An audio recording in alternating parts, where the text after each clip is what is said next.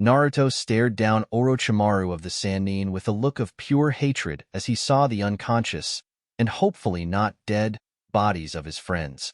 He struggled to keep the incredibly heavy sword on his back with one hand, but did so anyway. Orochimaru is masquerading as that pale freak? How the hell did no one notice there was something up with that guy? Naruto thought. Ho ho ho. The Kyuubi brat decides to come now? I assumed the snake would take longer than that to defeat. Oh well? That sword, where have I seen it before? In fact, what is it? It's not like any jutsu I've seen before, Orochimaru whispered slowly, a look of interest overcoming his face. It doesn't matter what jutsu this is, Naruto said, putting the sword in front of him with both hands. I'm going to kill you either way. It was false bravado, but was something that he needed. If he himself didn't believe he could win, there was no chance of him winning, let alone saving his teammates. Of course, Naruto wouldn't be delusional either. He couldn't beat a Sannin. They had read about the three during his academy days, but he could in fact try and stall until help came or somehow try to escape with both his teammates. For now, he had zero ideas other than brawl with the human snake. Naruto leapt forward with surprising speed, as Orochimaru widened his eyes slightly. He's almost as fast as the Uchiha. Kiki, let's see how he fights. Orochimaru only smiled widely, and quite creepily, Naruto would add, as he easily blocked Naruto's incoming punch, before slithering away from the secondary kick as if his body's is made of rubber. He wasn't attacking back. If he's going to underestimate and try to toy with me, I'll make him regret it, Naruto thought as he put his hands together. Shadow Clone Jutsu. Clones of Naruto, each with their own copy of the sword, rushed towards Orochimaru, who looked at the moving clones playfully. His long, slender hands moved through a sequence of hand signs. Lightning Release. Great Lightning Dragon. A ferocious being of lightning formed behind Orochimaru, taking the grand form of a dragon on the offensive. The construct crackled with power, before diving at the now startled clones with immense speed. Naruto felt each of his clones cease to exist as the quick response by Orochimaru left them helpless. Naruto merely watched in silence, preferring to analyze the situation rather than charge in and lose immediately. Right now, he was in a horrible position. Orochimaru stood, protectively, in front of Sasuke and Sakura, who both looked blacked out regardless of the raging battle around them. Furthermore, Naruto's own MP was draining by the second as he kept Shadow Zabuza active, who also was nowhere to be seen. Naruto cursed the Shadow who said there was merely no point in fighting a Sannin. He had forgotten what kind of man Zabuza was before he died. Calculating, selfish, and didn't take too many risks. If he hadn't made the deal with the wretched backstabber, Zabuza would definitely be alive and kicking right now. Zabuza didn't want to take the risk of fighting Orochimaru, even though he most likely couldn't die anymore in the shadow form. Dismiss Shadow Zabuza, Naruto thought angrily. The legendary sword in his hand disappeared a second later. The Sannin narrowed his eyes. I wonder.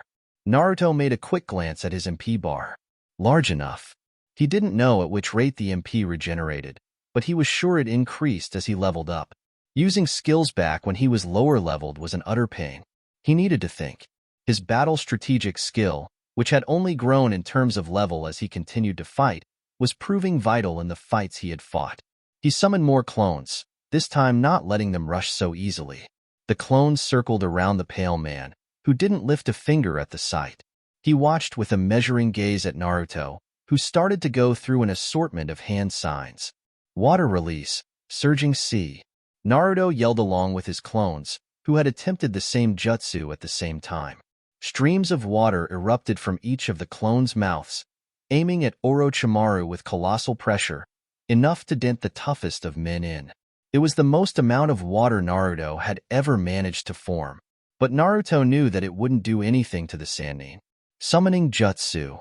The water blasted away from Orochimaru as a swirl of smoke flared around the man. The smoke cleared to reveal the tall man, now on the head of a titanic snake of a brown color. Its narrowed, yellow eyes glared at him dangerously. The snake's coiled snake burst out with surprising quickness, rotating in a wide circle and destroying his clones one by one. Naruto jumped upwards onto a higher branch as he narrowly missed the hit. He froze as he lost sight of Orochimaru, who was no longer on the infuriated snake. His eyes widened as he felt a cold, moving sensation on his neck. Ding! Warning! Extreme bloodlust detected. The system urges that you run for your own safety. Orochimaru's snake-like tongue retreated. You're interesting, aren't you? My container of the QB, having jutsus that I myself have never seen, and control over elemental manipulation so early. Why haven't I heard of your progress yet? It's so exciting. Naruto spun his kunai, attempting to stab the enemy behind him, only for his weapon to get swatted away at the last second. The blonde immediately put his hands up, facing his enemy head-on. Activating. Skill. Uchiha Clan Taijutsu, LVL3 activated. Usage drains 15 MP points each minute. User can use this skill for 1 minute without draining MP. Naruto briefly engaged Orochimaru in combat. His movements were dreadfully slow against the well-experienced shinobi, who could see his moves from a mile away, while blindfolded. His opponent had a lazy grin on his face as he continued to block and dodge. Then he struck. Naruto immediately was launched backwards at breakneck speed as a palm struck his stomach with scary speed. He felt his back lurch in pain as he landed on the rough bark of a tree. He coughed out scarlet blood, looking at the liquid with wide eyes. The blonde got up soon after, swearing he won't let a surprise attack like that happen again. A brief tremble in the earth came next as Naruto felt himself pulled into the ground as a hand appeared from underneath the ground and grasped his leg. When had he? Naruto substituted with one of the several branches from around him in an instant, preventing what would have been a sticky situation otherwise. He wiped the sweat from his forehead, keeping an attentive track of his surroundings. Orochimaru stood in the middle of the clearing between the swarm of trees, which was formed by the summoning of the giant snake, which was now nowhere to be seen. It's so boring having to fight a moving target in such a large space. Why don't you come closer, Naruto-kun? I want to test you properly. Naruto complied. With another substitution, he made his way to the Sannin, who chuckled throatily at the nearing presence of the genin. If Naruto didn't do anything, there was no doubt about it. He was going to die. He couldn't restrict himself against the man in front of him, or the Jinchuriki would be no more. Naruto really only had one last trick left in the bag, and something he had refrained from using so far, having not seen a good opportunity to do so. But now was his only chance. Summon Shadow Haku. Naruto commanded. Orochimaru crossed his arms. It's amusing to see a genin so brave. Secret technique. Demonic mirroring ice crystals. A dome of ice formed around the two as Naruto smirked widely. Haku had used his technique immediately, which was exactly what he wanted him to do. Naruto felt a wave of memories wash over him as he saw the reflecting mirrors encircling the two. In each mirror lay the image of a shadowy figure, who could be no one else but Haku. For the first time since the fight started, Naruto noticed the look of genuine surprise in Orochimaru's eyes. If anything, he looked purely confused. Naruto didn't particularly blame him. He would have been equally bewildered as well. This jutsu, another one that I don't recognize. What exactly have you been hiding, Naruto Uzumaki? Orochimaru asked, eyes shining with excitement. Ice? Spectacularly done. Such a feat would require discipline and concentration of the highest degree to accomplish, and I doubt you have the skill for that considering you hold the beast inside you. The voice from earlier. Who exactly was that? Naruto didn't care anymore. He rushed forward, ignoring the numerous questions that Orochimaru placed. Orochimaru sighed. There really is no point in... Haku flew past the mirrors in a blur, punching Orochimaru in the jaw, whose face recoiled in shock at the hit. While the extraction had weakened his base stats, the jutsu which he already perfected functioned at the same strength. Fortunately, Naruto followed right after, aiming a jab at the opponent, but couldn't land it to his inhuman reflexes. Shadow Clone Jutsu. The clones continued to distract Orochimaru, who quickly dismantled them with practiced, precise strikes. Haku, from the safety of his mirrors, threw Sanbon at the man, who caught the projectiles with his bare hand, before looking at them in interest. You certainly can't use Sanbon, can you? Orochimaru asked, eyes watching him with interest. Whatever. It's time to get out of this. I'm wasting enough time as it is. Naruto was launched to the side as one of Orochimaru's hands stretched unimaginably long and struck him hard in the side of his gut, pushing him to the mirrors. The blonde struggled to get up, ultimately falling back to the ground on his back as he clutched his leg in pain. The Sannin bent his knees, before exploding with speed. He cranked back his arm in the process, before he impaled the dome of ice with his fist. The structure cracked immediately, collapsing into a bunch of ice shards and crystals. Naruto watched his shock as sharp, ice crystals fell downwards as he tried to crawl away. A pair of shadowy arms took hold of him and swept him away. Naruto looked into the dark eyes of Shadow Haku, before nodding in thanks. We can still try and stall until we get Sakura and Sasuke out of here, Naruto-san. Naruto smirked as Haku let him down. Who says I haven't already gotten them evacuated? The second before Haku had summoned his ice mirrors, he had clones take his teammates away. He had to thank him technique for being capable of closing a Sannin inside, for however short a time that would be. For now, Haku's use was over. His MP was quickly running out as well, with his activation of the Uchiha Taijutsu, and previously using Zabuza for his sword. Dismiss Haku. Naruto was left alone. Orochimaru walked through the rubble of ice. You've piqued my interest, Naruto-kun. I must admit, I had assumed the Uchiha would have been the strongest on your team, but I have been proven utterly wrong. Techniques that I've never seen before, speed and strength at a level far above what you currently should be at, and a cunning intelligence that kept you alive so far. Who would have thought the Kyuubi could have such an effect on its Jinchuriki? Naruto guffawed silently. He thinks the Kyuubi made me like this? He tried not to correct the man, and ended up biting his tongue to stop himself. The man's voice suddenly darkened. The sharingan would be wonderful to have. The vast amount of skills achieved with a single activation of that damned eye. Or at least that's what I thought. The Kyuubi is an infinite source of chakra at one's fingertips, and seeing just the effect on you. I can only imagine what I, Orochimaru of the Sannin, would reap. Why is he talking like he could steal those abilities or something? Naruto thought incredulously, feeling his leg finally start to heal. Orochimaru grinned. And that's why I'll mark you. Dash. Anko inspected the dead body of the beige-shirt woman in front of him. The smooth, toy-like face of the girl was horrifying to the eyes. Orochimaru has begun.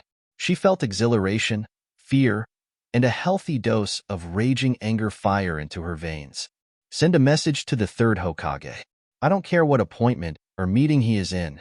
This is of utmost importance. Tell him his student is here. Anko instructed her subordinate proctors, whose faces paled at the realization. I'll be going hunting. How was Orochimaru able to get in? And why now specifically? Anko thought as she began running the facets she ever had in the past year. She unconsciously grasped the mark on her neck. He probably is going to mark someone if I don't get there faster. But that can't be the real reason he's here. Just a side hobby he could conduct while he has the time. There's something bigger going underneath the Chunin exams.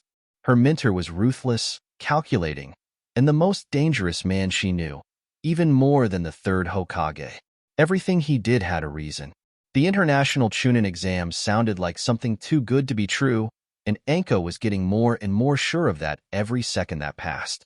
She gritted her teeth as she urged her muscles to go faster. I'll kill you, Orochimaru. Mark? What the hell is he talking about? Naruto thought confusedly. Whatever it was, it didn't sound good at all. Orochimaru grasped his face, before pulling out his skin. The real skin he has underneath was even paler, and looked even more reptile-like. Amber circles with a thin slit acted as his eyes, and an ominous grin manifested on his new face. This won't hurt too much, Orochimaru purred.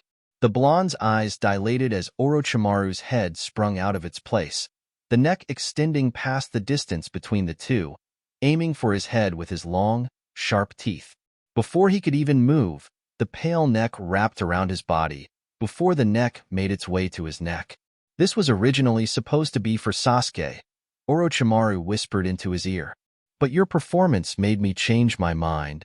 Naruto's mind ran at a pace of 100 miles per hour at the same time Orochimaru spoke. He's going to bite me. He's going to bite me. He's going to bite me. Orochimaru lunged. Activate Iron Skin. Activating. Skill. Iron Skin, LVL1 activated. Usage takes 10 MP and lasts for 1 minute before a skill cooldown of 10 minutes applies. Orochimaru bit down, his eyes crazed with eagerness as he imagined all the power he would have with the QB in his hands. Thud. He tried to bite down again. Thud. Naruto tried to keep the smirk off his face before grasping whatever energy he had left in him to reach for his kunai and attempt to slash at the elongated neck. Orochimaru retreated with a frown on his stark white face, looking at the blonde's neck curiously. You never cease to stop surprising me, do you? Orochimaru asked amusedly. The look of desire in his eyes seemed to deepen. It's no fun when prey doesn't struggle, so I thank you for the hard work you've put so far. It only makes the inevitable more satisfying after all. You're just an insane cannibal, aren't you? Naruto asked, standing up and wiping the dirt off his clothes. It's no wonder you were kicked out of Konoha if you're so desperate to eat little kids. Orochimaru frowned at his little antics before his face perked up suddenly. Fire release. Dragon fire technique. A pillar of fire blew past Naruto in a straight line towards the smiling man in the shape of a dragon. The fire pelted against the spot that Orochimaru was on, before finally ending. Oh, my dear student, didn't I tell you that you should never yell out a jutsu like that beforehand?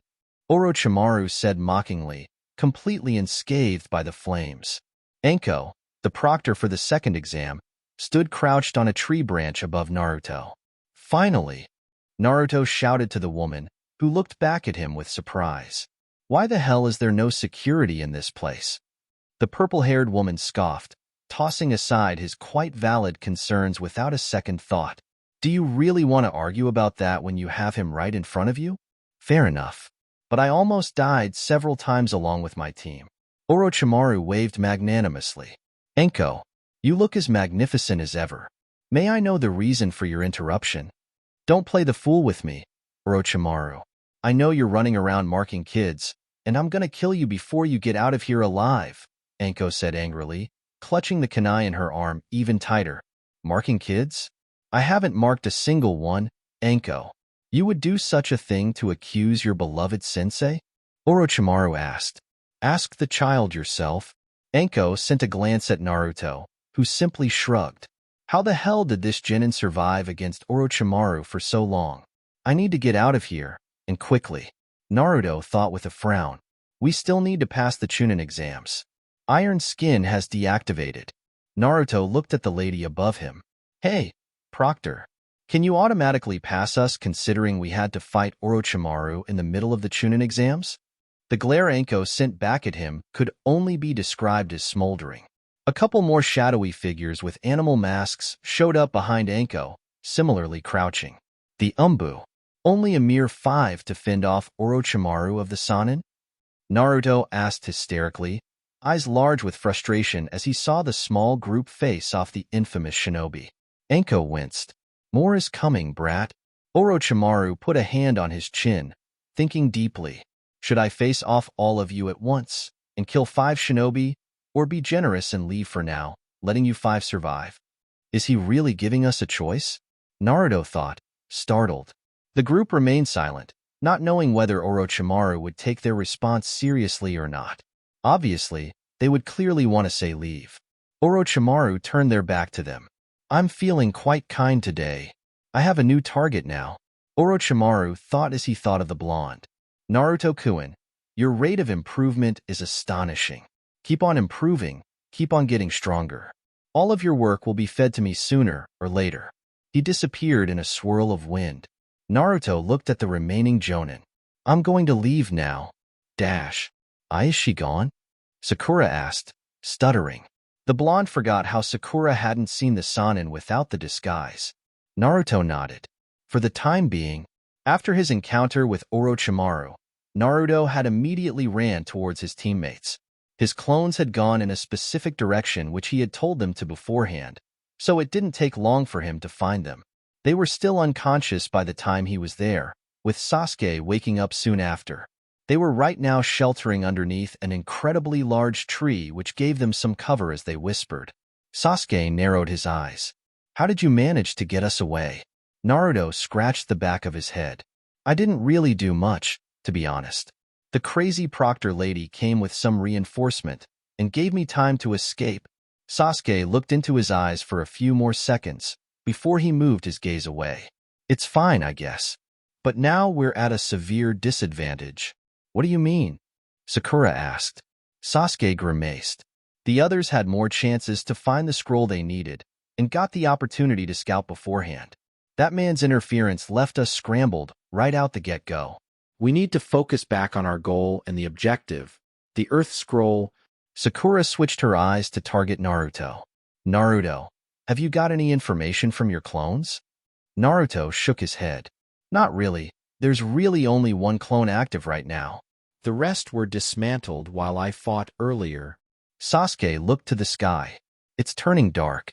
We should walk a bit to the east before we rest for a bit. We'll take turns staying up. I'll go first. Dash." Meanwhile, Naruto's clone disabled his hinge as he made his way through the slowly darkening forest. "I'm the only one alive so far, aren't I?" The clone thought smugly.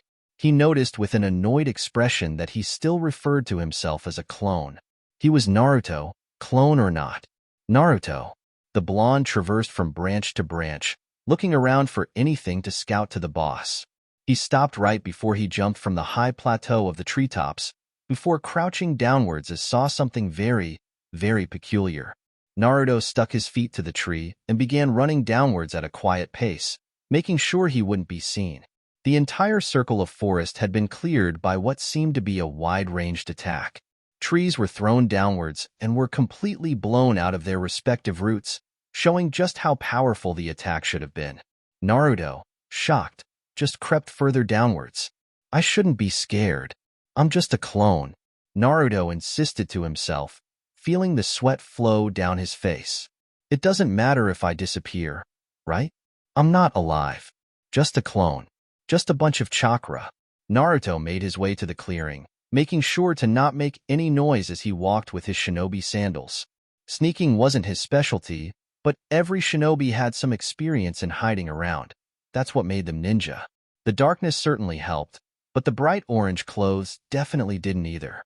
Naruto cursed the original for not changing his clothes so far. A shinobi wearing such colorful clothes didn't make much sense. But blaming the original would be hypocritical. Naruto walked around, inspecting every inch of the ground for any clue for what happened. His eyes largened comically. Blood-red liquid pooled around his feet as he walked into a puddle of blood. Naruto looked at his foot in surprise, before looking for the source of the blood. The clone shouldn't be scared. Naruto made his way by the length of blood, before it eventually reached the eventual body that kept it going. Glasses, scrawny, and an aristocratic face. Naruto coldly noted the small cut in his gut, the cavity seemingly formed from a clean, single hit on the relatively untouched, remaining body of the boy. He knew this person. Ibuki, the teammate of Karatsuchi, and he was alive. Naruto quickly clutched at the boy's face, before shaking him to wake up. He first searched the boy's pockets for any scrolls which he could bring back to the boss. To his surprise, Naruto managed to find something. It was definitely a scroll, but he wasn't sure which one it was until he brought it out of the boy's vest. An earth scroll. The clone tried not to leap with joy as he found exactly what his boss needed. He once again smugly noted that he was the clone that survived the longest and managed to find the earth scroll. He dug the scroll deep into his jacket. Ibuki woke up after his meddlings. Damn, I shouldn't have woken him up. I'll just lie through whatever he says and escape afterwards. Maybe find out what tried to kill him. Why are you here? Ibuki whispered, his voice frantic. Naruto could see the look of pure terror in his face. Curiosity filled him as he wanted to know what happened. What made you like that, Ubu? Fellow Genin? Naruto asked, messing up in the middle. Why you need to get out? Those monsters are fighting each other. Ibuki said, slowly crawling past Naruto. Ubuki's knees slowly went back to a functioning state as he went back on his legs, before he started walking away. They're over there, if you want to see. I'm getting out of here. Naruto looked at where he pointed. He went through the assortment of bushes before he came to the site of what Ubuki was mentioning. Ding! Warning. Bloodlust detected. Gaara faced off against Full. Jinchuriki versus Jinchuriki. He instantly tried to run away before a tendril of sand pierced through his body. Bye. Naruto. Dash. Naruto woke with a gasp as he felt memories flood his mind. Those two, they were ahead of him in every way. He clenched his fists tightly. I need to get stronger. N dash. Yo. I hope you like the chapter. It kind of flowed off me this time. Naruto's clone witnessed the other Jinchuriki's strength and realized he seriously needs to get stronger. Orochimaru is now obsessed with Naruto. Scary for our favorite blonde. Naruto paced around the tent hastily, his mind racing with ideas every second. Most of them were almost guaranteed going to fail and were certifiably crazy, but the few that did seem to have some merit were stored in his mind. They were under a serious disadvantage. Team 7 still had not found a single scroll over the past day, and Naruto knew for a fact that the other teams had found scrolls. They needed to find a heaven scroll as fast as possible, which wasn't going well at all. Sasuke looked similarly distressed, looking at the ground as he sat and thought idly. Sakura just looked frustrated, if the scowl on her face was any sign. Naruto was also frustrated, but not because of the mission. The entire clone experience from yesterday was extremely eye-opening and showed just how strong his fellow Jinchuriki were.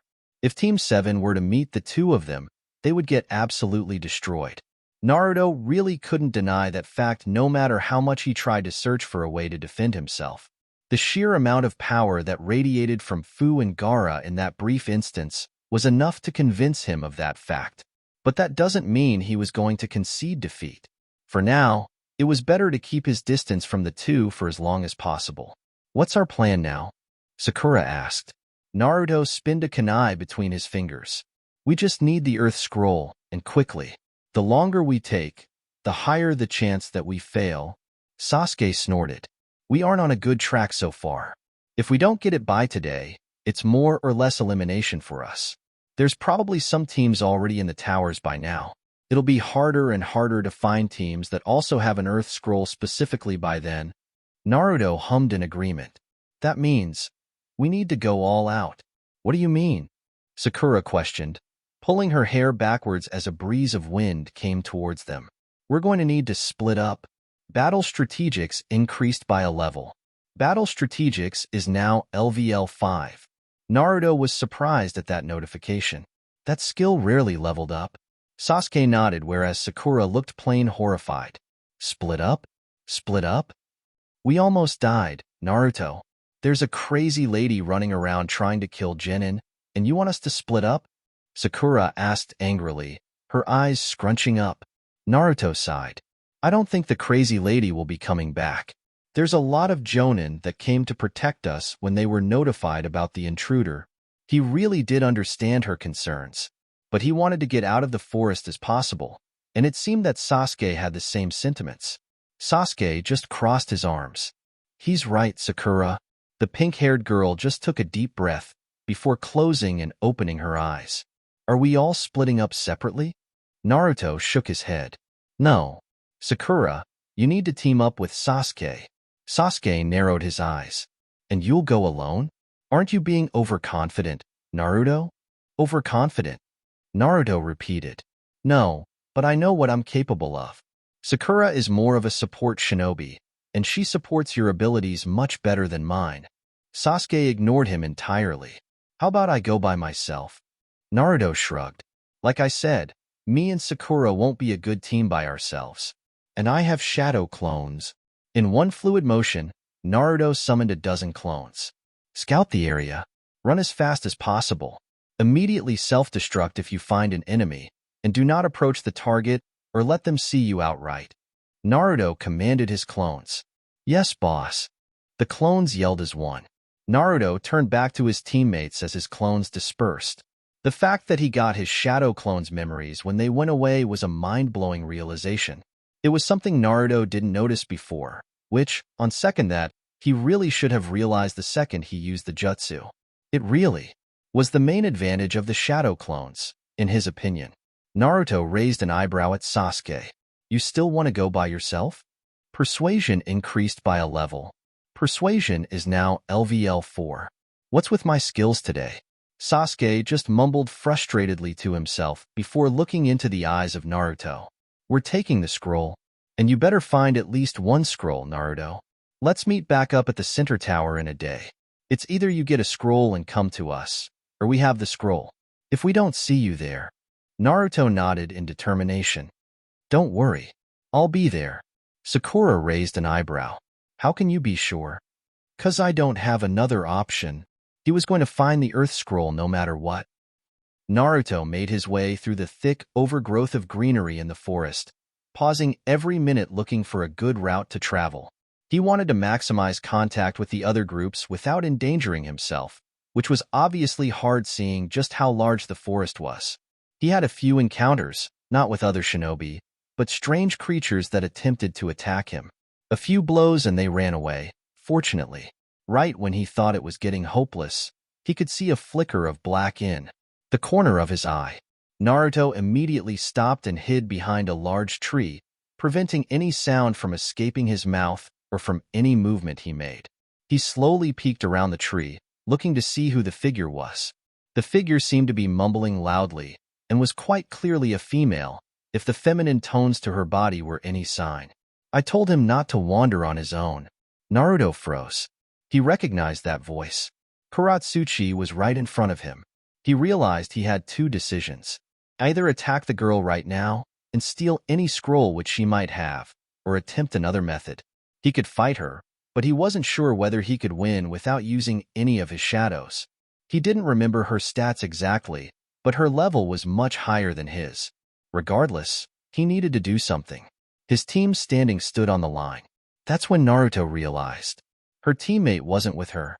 The last time Naruto had seen Ibuki, he was beaten up and bleeding horribly, meaning she probably was looking for the spectacled boy at this time.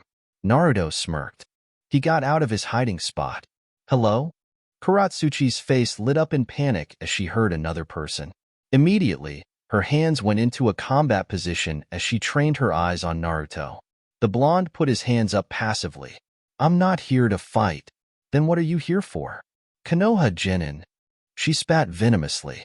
Naruto recoiled slightly at the blatant disgust in her words.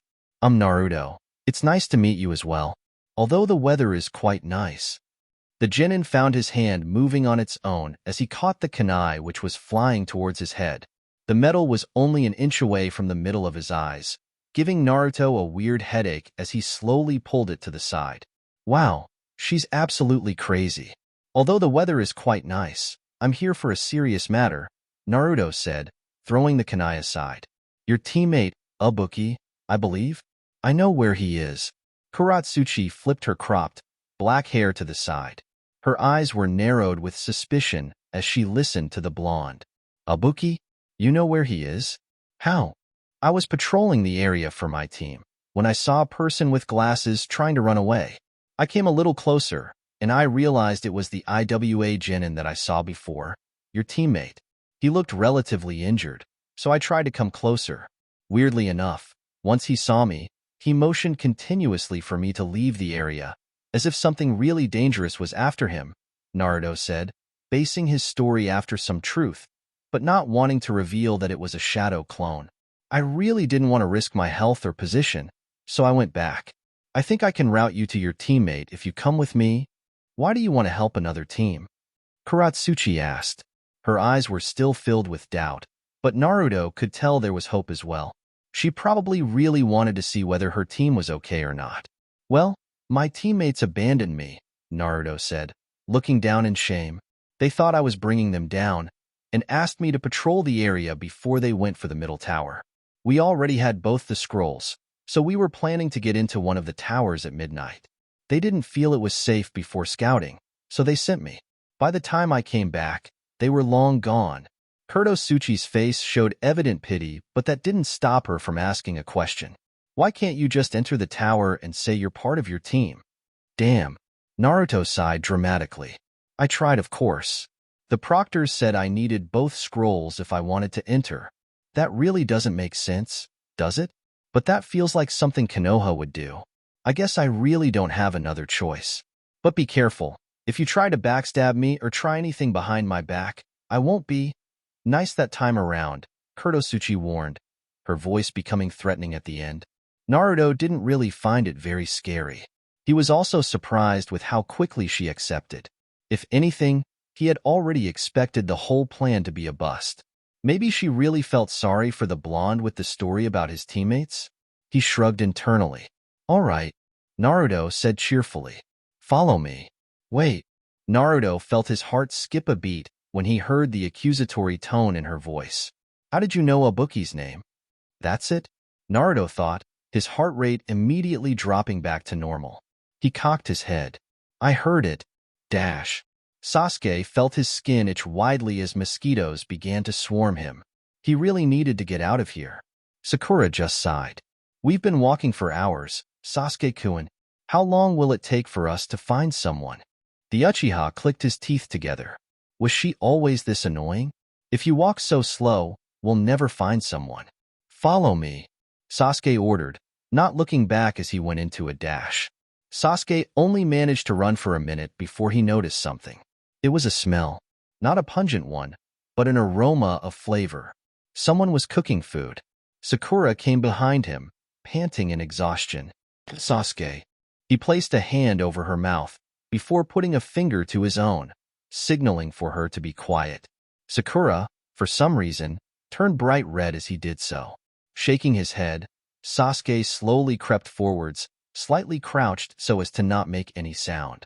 He further motioned for Sakura to follow, trusting her to know how to keep quiet.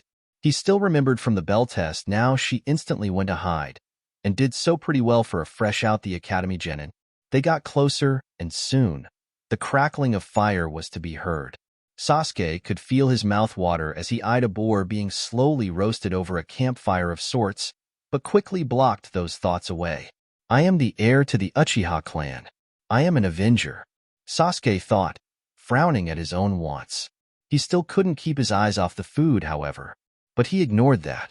Taking another step forward, he instantly scanned his surroundings. Sasuke, Sakura whispered excitedly. On the tree trunk.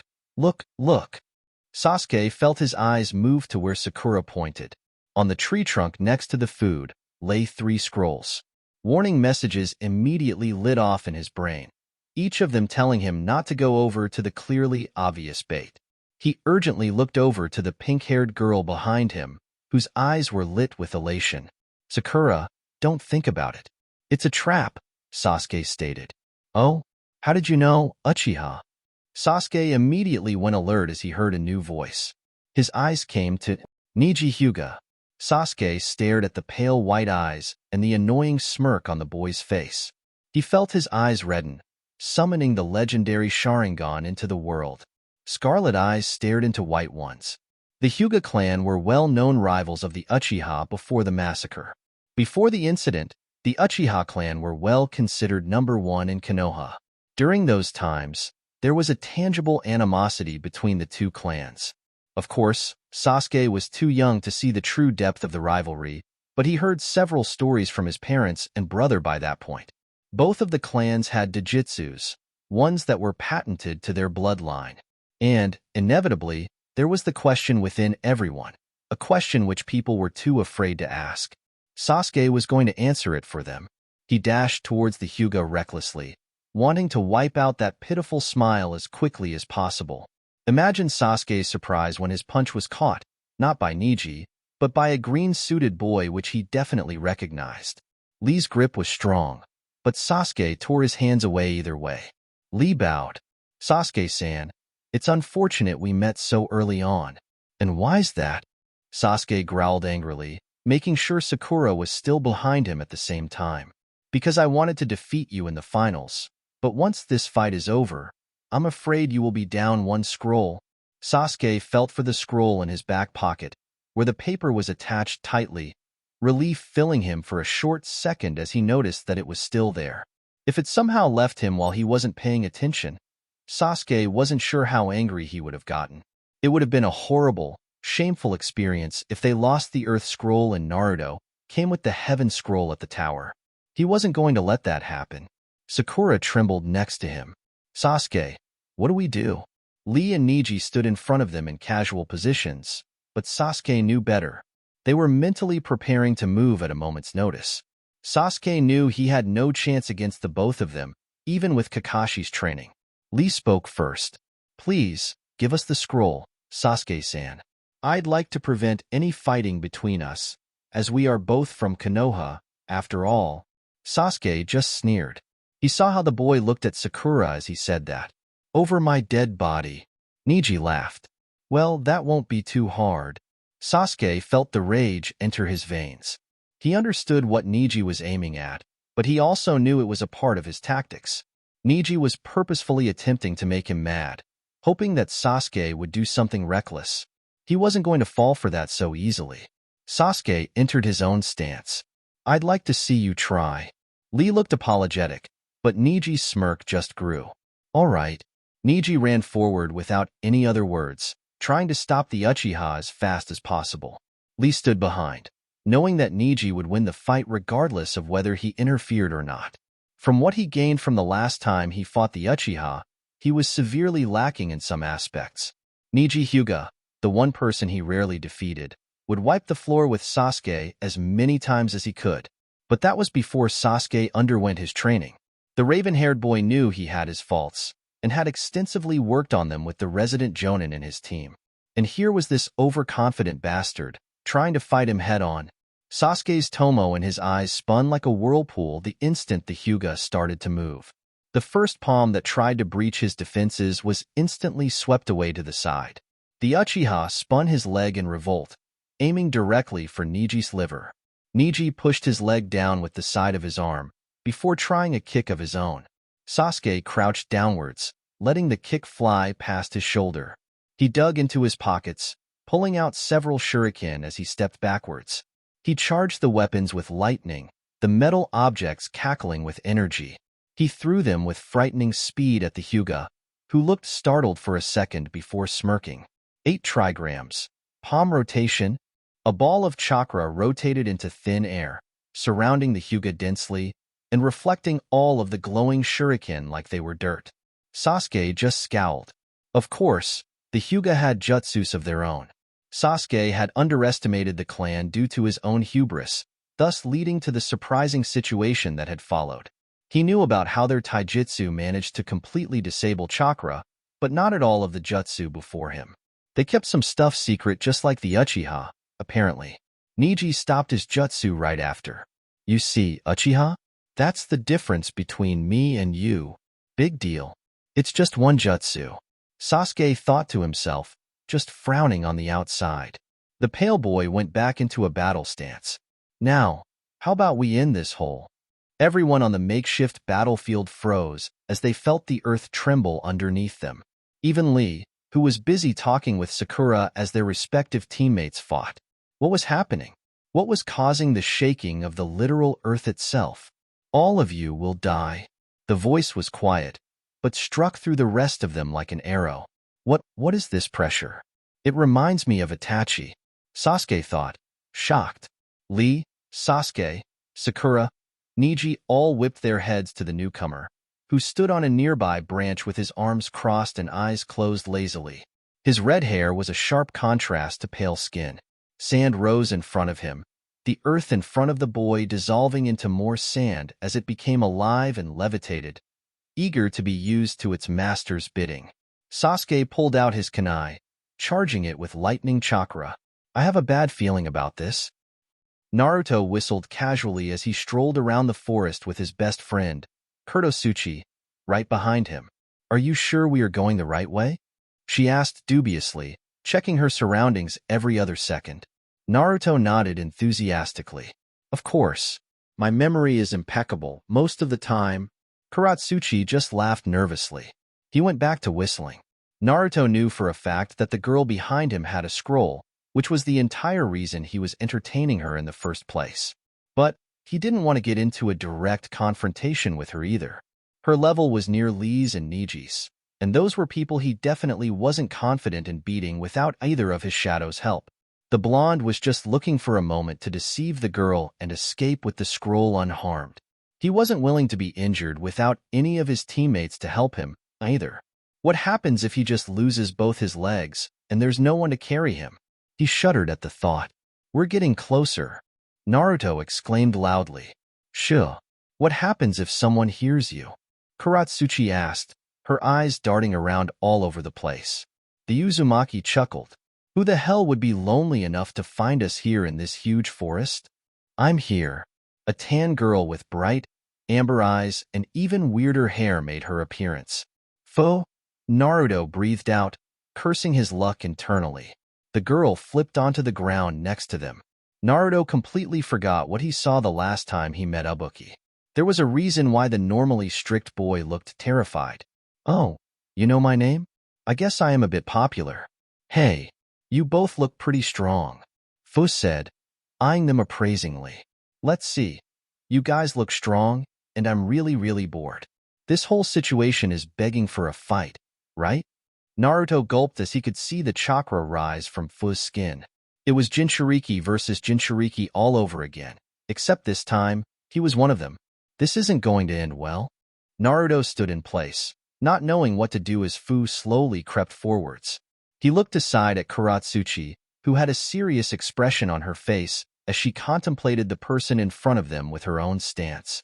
On one hand, he really didn't want to fight a Jinchuriki, and on the other, he really had no option. Of course, he could just try to wing it and run the hell away, but he wasn't exactly sure he could outrun the girl whose level was too high for him to even observe. Naruto went into his own stance, mostly due to his reactions coming out. And then, Fu ran. He didn't even have time to process what was happening before a fist was impaled into his gut. Naruto immediately lurched at the impact, his eyes bulging with just how strong the punch was. The blonde was launched backwards with the speed of a cannonball into several bushes, which did barely anything to slow his impact down. Ding! Dexterity has increased by 1 level. Thanks a lot, Naruto thought sarcastically. He groaned as he stood up, his regeneration immediately coming back active to heal any wounds. If there was one thing that the Kyuubi had a good use for, it was that. Naruto ran back towards the fight, eager to help Karatsuchi in her impossible endeavor to fight Fu on her own. Earth release, ground spikes, Karatsuchi shouted. Spikes erupted from the ground in a fast trail towards the opposing Jinchuriki, who crossed her arms, smiling. Wow, those look really pretty. A burst of wind erupted from her mouth a few hand signs later, destroying the incoming attack head-on. Lava release, swarming ash cloud.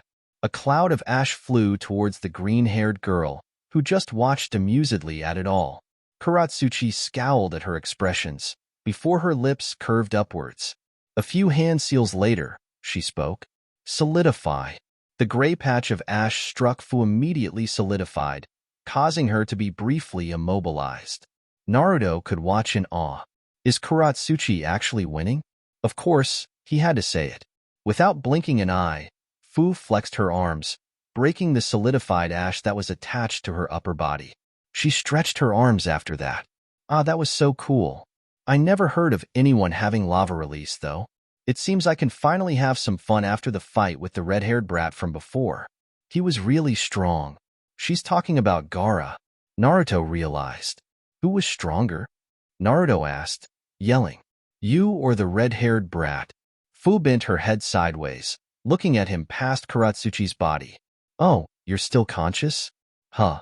Well, for your question, I think I'm stronger. He has a lot of raw power, but the boy doesn't really have control over his ta. Naruto raised an eyebrow. Over his what? Fu scratched her head, before winking. Sorry, I can't really tell you. It's top secret. She really had no idea that Naruto was also a Jinchuriki, and had a tailed beast of his own inside of his body. Naruto just tried to stall for longer, as he desperately tried to think of anything to defeat Fu. If I may ask, why are you alone? Shouldn't you have your teammates with you? Karatsuchi gave him an incredulous look as he continued to ask questions like an old friend to Fu. Fu's face darkened slightly. My teammates don't really want to indulge in my tendencies.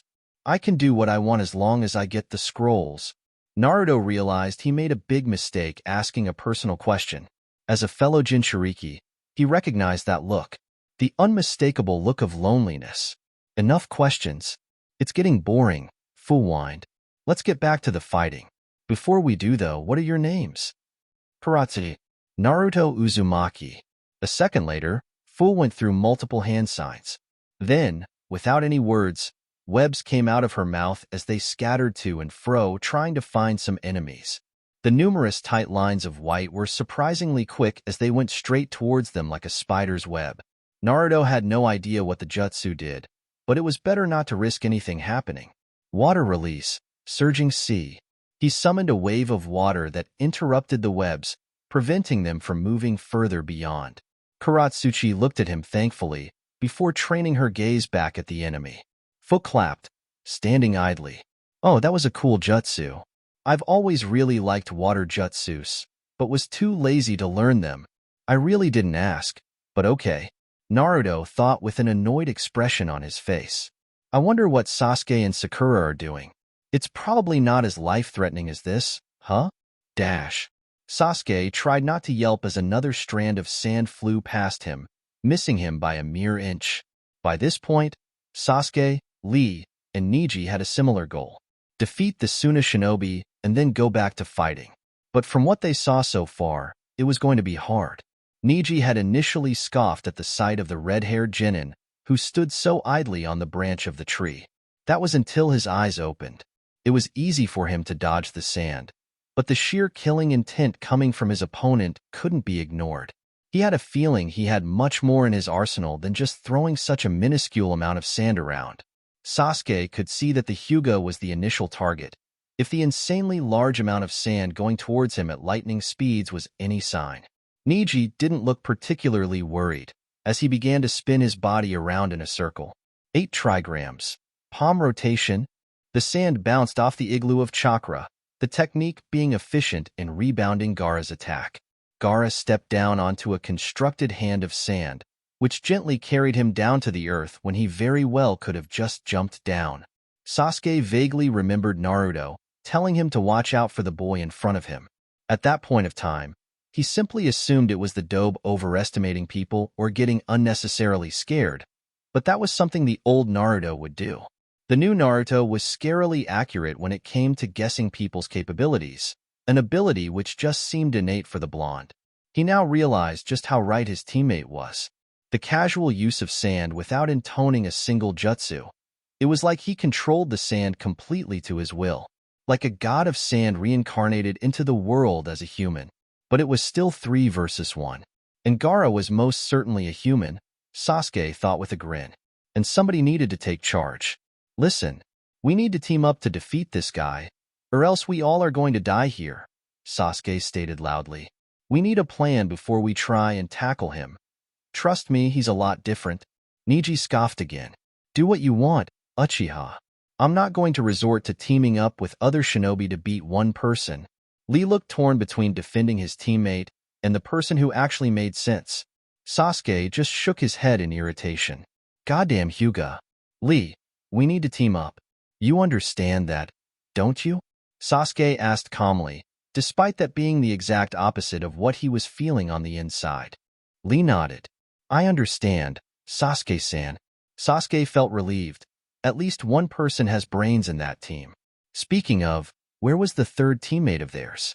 He didn't have time to ask as another tentacle of sand came into his path, making Sasuke's eyes whiz around as he barely managed to dodge it this time. The Uchiha was glad that he had already told Sakura to run away.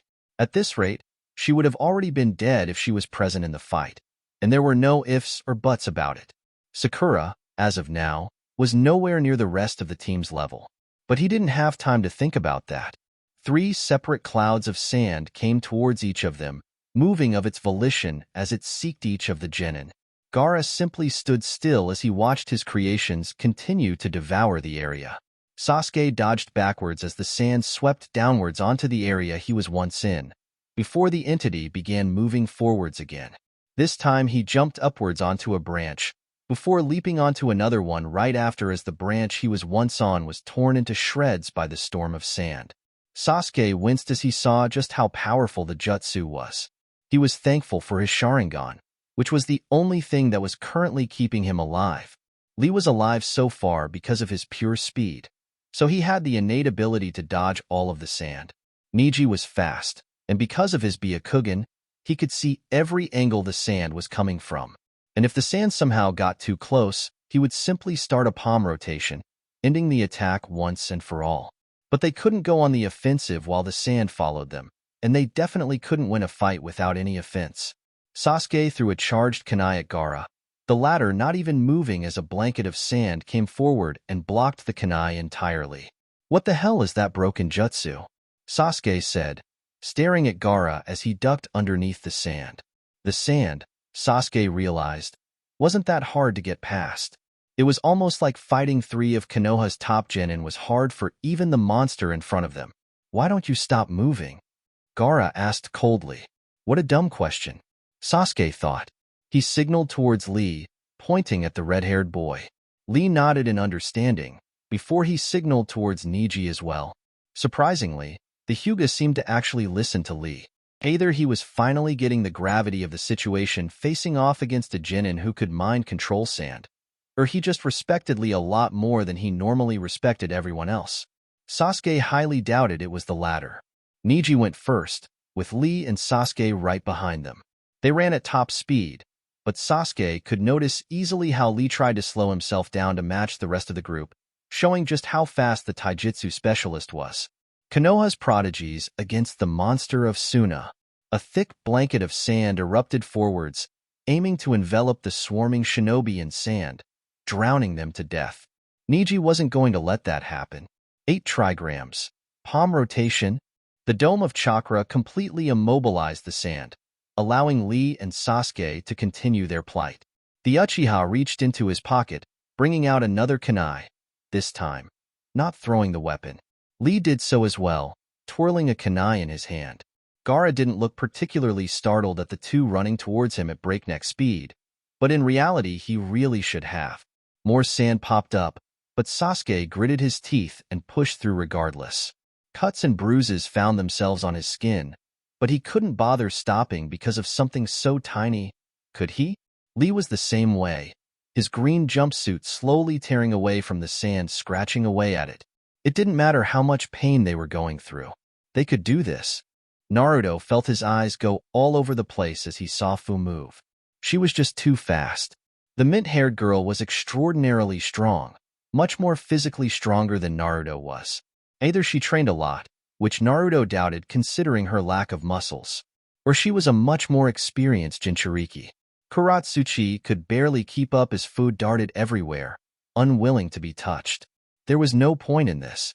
Soon enough, she got the first hit. "Kuratsuchi!" Naruto yelled in warning.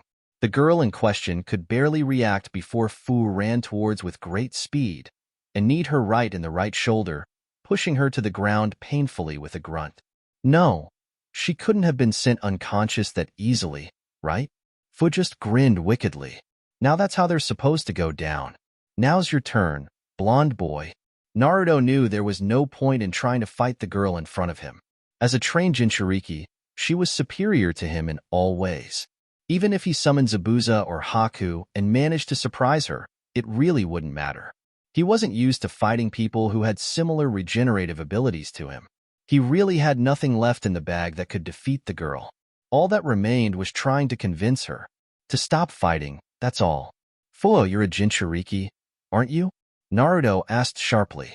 Fu, for the first time, looked completely shocked. Naruto nodded to himself internally. All going to plan. Start off with a hook question to shock her immediately, before going to the secondary conversation. How did you know?" Fu asked, looking at him with surprise. "Because I cast an observe on you," Naruto thought dryly. "Trust me." Naruto started dramatically. "I can recognize that look of loneliness anywhere. You're not the only Jinchuriki in the exams, Fu." Fu came closer to him. "Wait, does that mean you're a Jinchuriki as well?" "Of course, how else would I know? I host the Nine Tails. How about you?" Naruto asked, genuinely curious for once. Try to involve her with questions that make her respond. I host Chobei. I mean the Seven Tails. I guess this fight is going to prove which tailed beast is stronger. Huh? Fu asked, exhilaration present in her eyes. No, no, no. Naruto took a very deep breath, calming himself down. Look, Fu, I really don't want to fight you. I'm sure you know how it is for us. My early life wasn't so pleasant. I had no friends and everyone. They were scared of me. A little kid. For something he wasn't responsible for. In their eyes, I was the Nine Tails. Even now, I have no friends.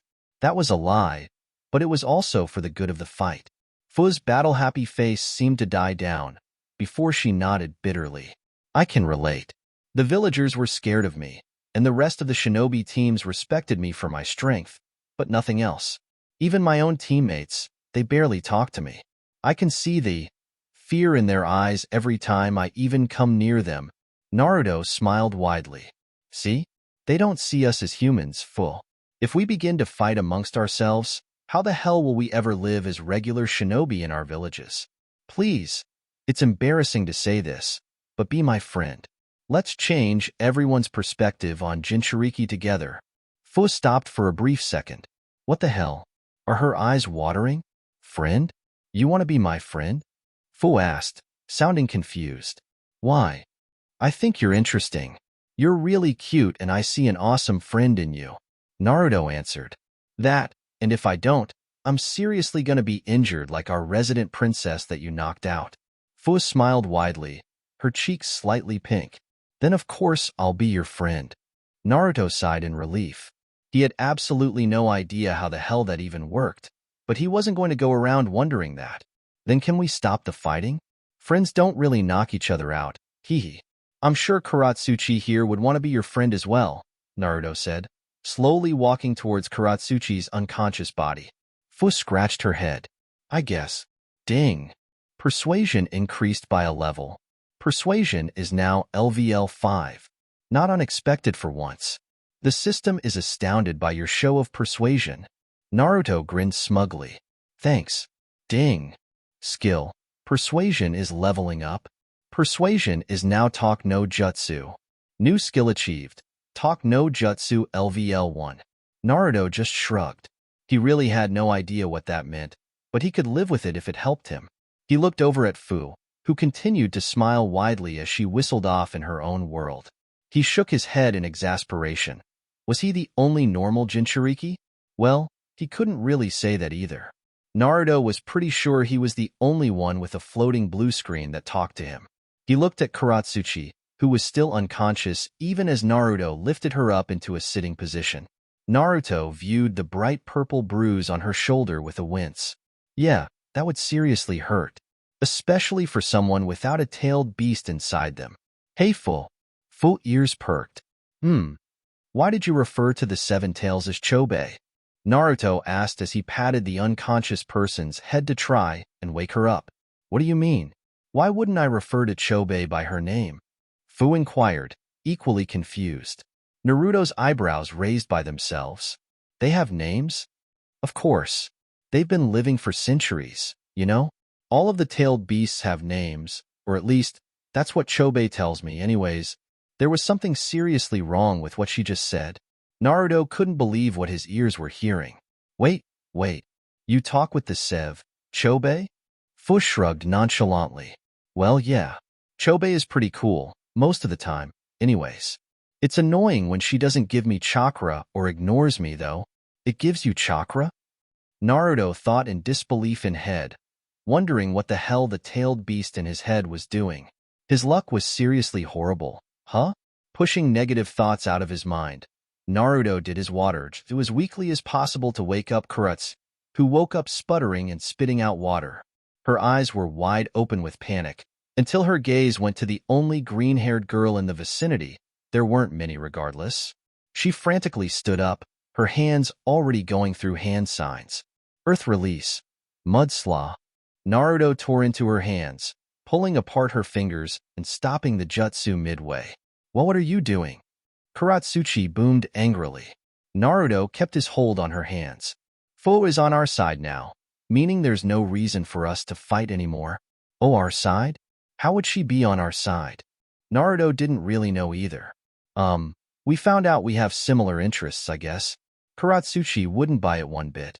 How could she suddenly become so friendly after she tried to kill us? Fu interjected at the accusation. Hey, if I wanted to kill you, you wouldn't have been unconscious. In fact, you wouldn't be walking right now. That is a fair objection, Naruto said plainly, ignoring Fu's words.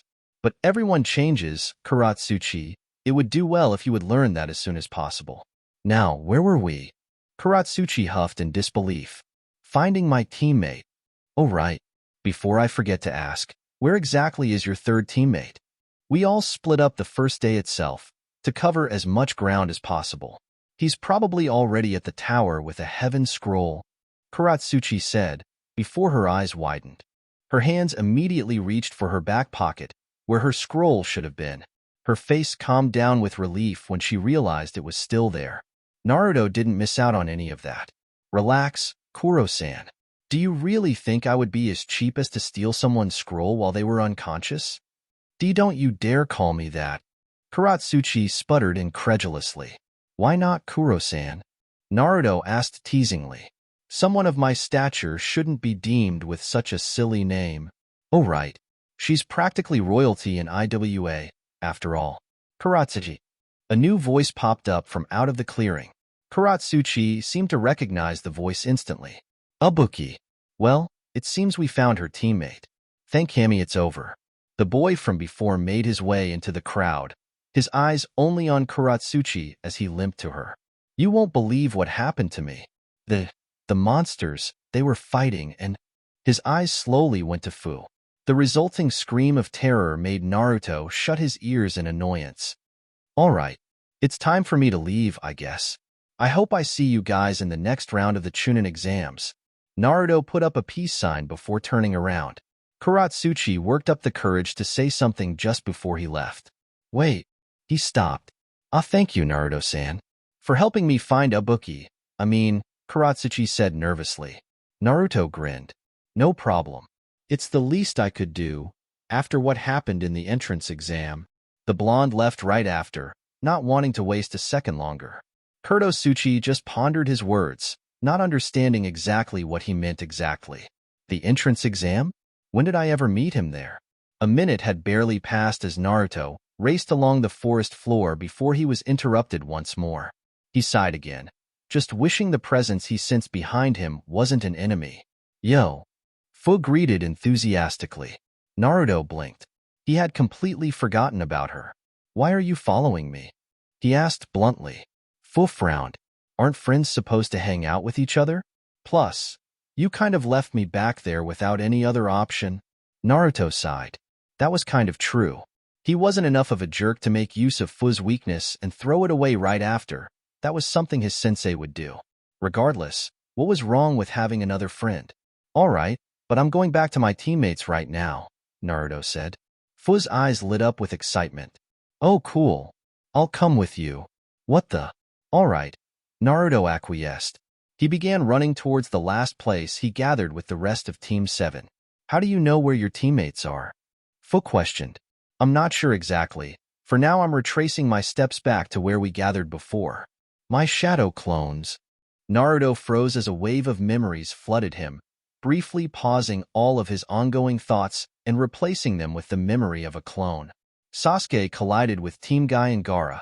Things wouldn't go well. He turned almost robotically to Fu. I know where my teammates are. Really? Naruto's eyes flashed with intensity. How about we meet the other Jinchuriki in this exam again? Dash. Sasuke grunted in pain as some sand struck his right shoulder, but that didn't mean he would stop. With the final effort of Gaara being thwarted by the Hyuga, they could actually attempt to land a hit. With a leap into the air, Sasuke brought his leg down to Gaara's head, whereas Lee pushed his fist into Gaara's gut. The impact was incredibly satisfying, to say the least. Gaara was pushed outwards at the series of hits, coughing out blood right after. But the Genins didn't stop there. Lee rushed forward off one foot as he swept the red-haired boy's feet, who was left off balance after a hectic dodge. Sasuke took advantage of the brief moment having to twist his body at the last second to narrowly avoid a strand of sand, and hooked his arm around Gaara's neck. "I won't let you move. Niji!" Sasuke yelled out. The Hyuga was already there. Palm after palm after palm assaulted the red-haired boy, whose face was filled with an expression of pain as Niji administered his clan's most infamous technique. 8 trigram, 2 palms. Gaara stumbled backwards, struggling to stay on his legs as he was battered with 2 precise strikes.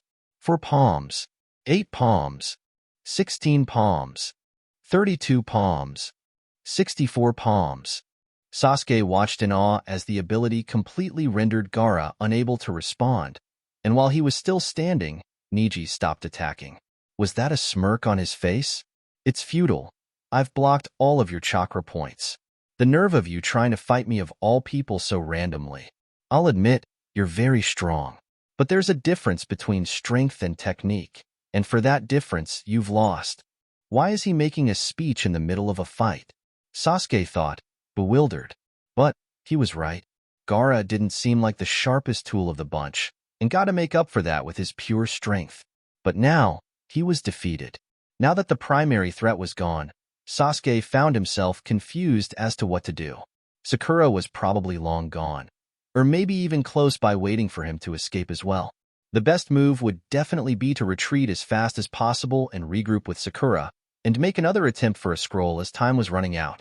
That's what he was going to do until another sound echoed in the forest. Hee. Huh. Sasuke whipped his head backwards towards the still Suna Genin. Niji sneered. "Why are you laughing?" Without another pause, Gaara stood up. All the bruises on his face and body were completely healed by some illogical method.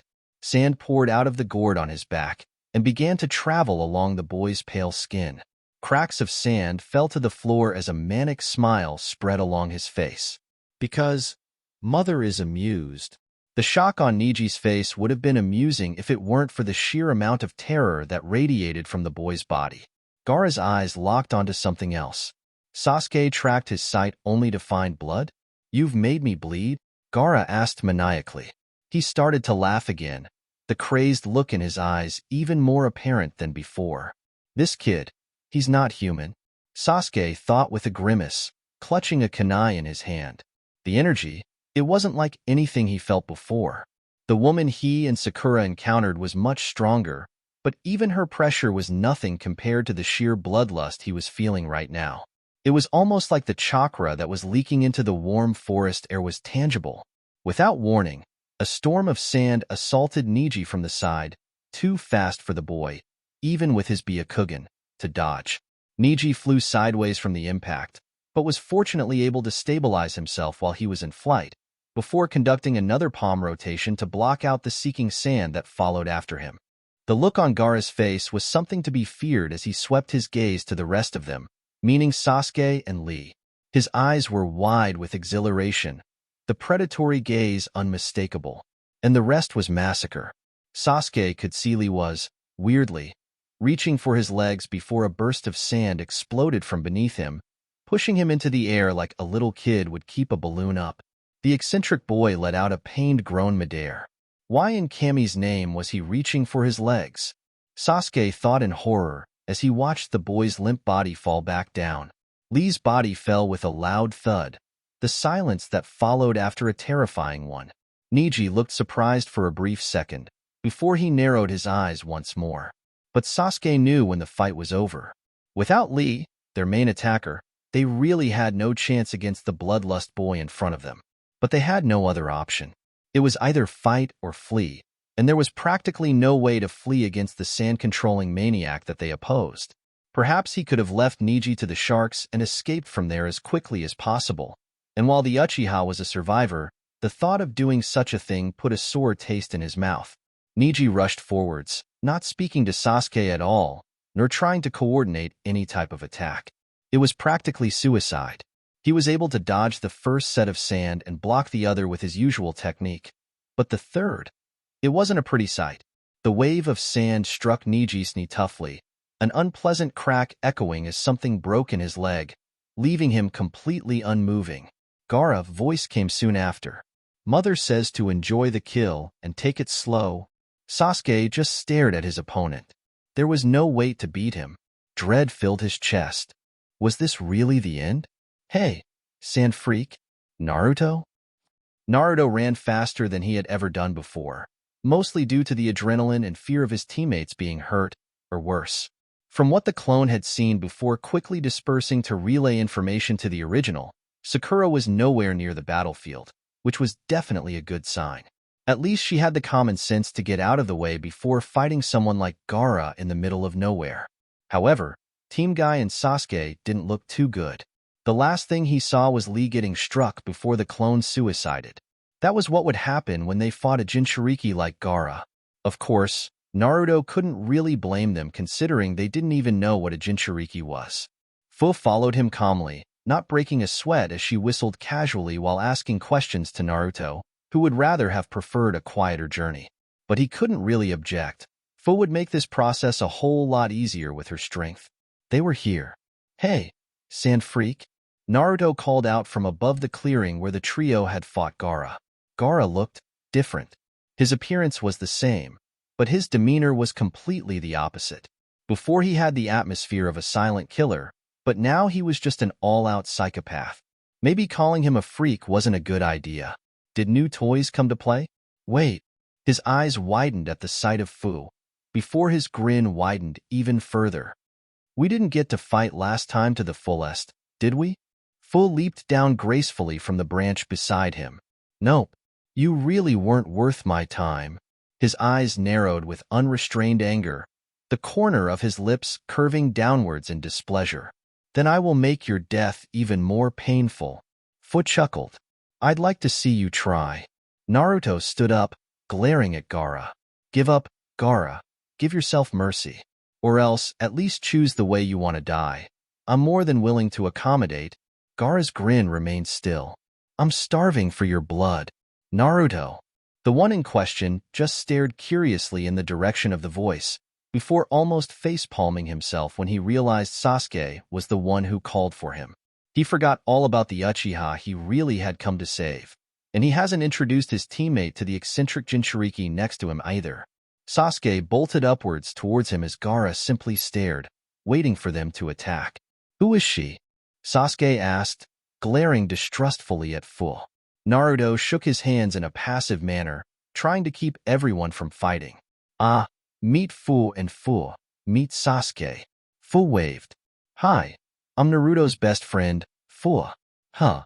Sasuke intoned, absolutely flabbergasted. I wouldn't really say you're my best friend, Fu. But alright, let's just get this over with, and then we can talk about the details, Naruto instructed. We have a Jinchuriki to defeat. Fu ran towards Gaara before he could even say the plan, which wasn't very unexpected now that he thought about it. Gaara raised his hand, summoning his signature attack against the incoming girl. Naruto knew it wouldn't do much. Fu danced around the sand, casually dodging and weaving through the projectiles as if they didn't mean anything to her, as if they weren't tools of destruction that hadn't killed plenty of jonin in their lifetime. And she did so with a bright smile on her face, almost as if she was entertained by the whole thing. Naruto wasn't sure if he wanted to help Fu, because she certainly didn't need it. Where did you find this person? Sasuke asked momentarily, stunned as he watched her fight. Naruto shrugged. In the woods. Sasuke, go ahead and find Sakura in the meanwhile. We're going to drive away Gaara. Knowing that was a sign of confirmation from Sasuke, Naruto simply nodded and went into the fight before him. Gaara's face was filled with irritation as he launched sand over sand at the blitzing girl in front of him, to no avail. Fu landed kicks and punches after every miss from the opposing Jinchuriki, infuriating the red-haired boy even further. His face was filled with bruises and his own blood as the fight continued in a one-sided fashion.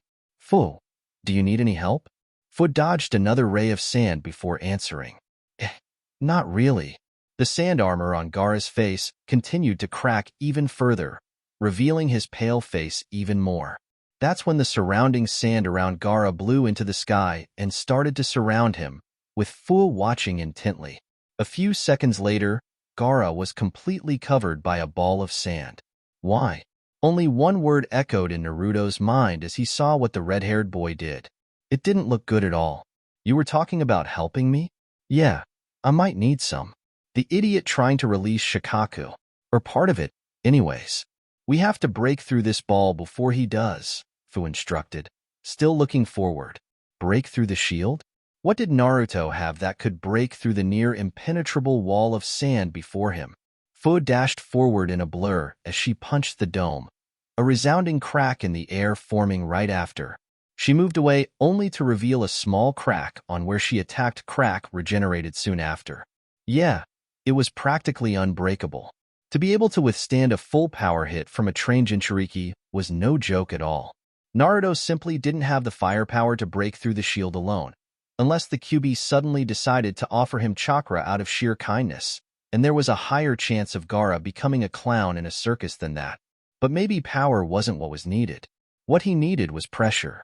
Naruto didn't remember a whole lot from the academy, but he did remember some of the stuff Iruka had continuously shouted at him in class. The less the surface area, the higher the pressure. Meaning the perfect tool for this situation was a sword. Summon Shadow Zabuza. Zabuza, already knowing his will since the moment he was summoned, disappeared instantly, leaving behind a sword for Naruto to use. It wasn't a regular sword, not in the slightest. Forged to perfection, the vast blade Naruto held in his hands was built to kill. Fu didn't know about that, and she didn't even look weirded out by the pure black weapon. A sword? What do you think a sword would do, Naruto? I couldn't even get through the... Naruto tuned out her voice soon after. She was right. He wasn't sure even if the legendary sword in his hand could do anything. It certainly wouldn't be enough to slice through before the shield regenerated, that's for sure. He needed more. Much more. He needed to utilize a technique that Kakashi had barely taught him, simply showing it to him in the passing. Of course, Kakashi assumed Naruto's only element was water. But Naruto knew better. With the Stormbringer title, he received bonus stats in both lighting and water, meaning he was free to use lightning jutsus if he wished. However, Naruto didn't have the time nor skill to learn a lightning jutsu so quickly after learning 2 water-release jutsus as well. He had to stick with the next best thing. Something he only tried for a week or so in the middle of training when his sensei wasn't there, before giving up at the intense difficulty of it. Taking a deep breath, Naruto reached deep into his body, pulling the chakra out from within, before shaping it to his will, flowing from his coils to his hand, where the chakra came out. He opened his eyes.